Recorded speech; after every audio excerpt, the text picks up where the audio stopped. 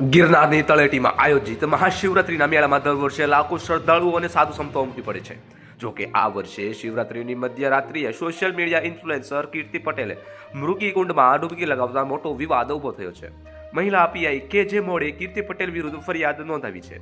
મહાશિવરાત્રિ મેળા દરમિયાન ફરજ પરના મહિલા પોલીસ અધિકારી કે.જે. મોડ સાથે ઉદ્ધતાએ ભર્યું વર્તન કરવા અને સરકારી ફરજમાં રૂકાવટ કરવા બદલ સોશિયલ મીડિયા ઇન્ફ્લુએન્સર કીર્તિ પટેલ સામે ફરિયાદ નોંધાઈ છે.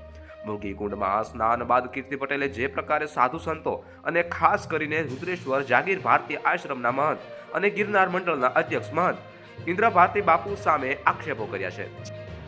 તેણે જૂનાગઢના ધાર્મિક વાતાવરણમાં ગરમાવો લાવી દીધો છે.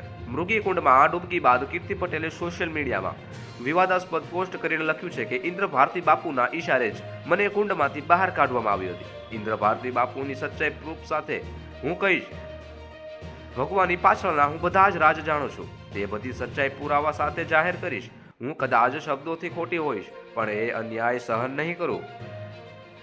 વિવાદની શરૂઆત ત્યારે થઈ જ્યારે ભવનાથમાં ભારતી આશ્રમ ખાતે આયોજિત ભજનના કાર્યક્રમમાં કીર્તિ પટેલ પૈસા ઉડાવતી જોવા મળી છે. આ વિડીયો વાયરલ થયા બાદ તે શિવરાત્રિની રવેડી પહેલા પોતાના મિત્રો સાથે ભગવા વસ્ત્રો પહેરીને રવેડી રૂટ પર ફરતી જોવા મળી હતી.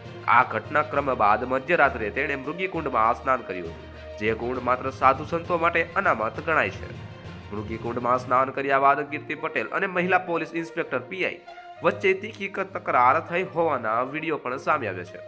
આ વિડીયોમાં કીર્તિ પટેલ ગેરવર્તણૂક કરતી જણાતા મામલો વધુ બીચક્યો હતો. સમગ્ર ઘટનાની ગંભીરતા જોતા જૂનાગઢ એસપી સુબોધ ઓડેદરાએ આ મામલે તટસ્થ તપાસના આદેશ આપ્યા છે. કીર્તિ સામે પોલીસ કાર્યવાહીની તલવાર લટકી રહી છે, ત્યારે તેણે સોશિયલ મીડિયા પર વળતો પ્રહાર કર્યો છે.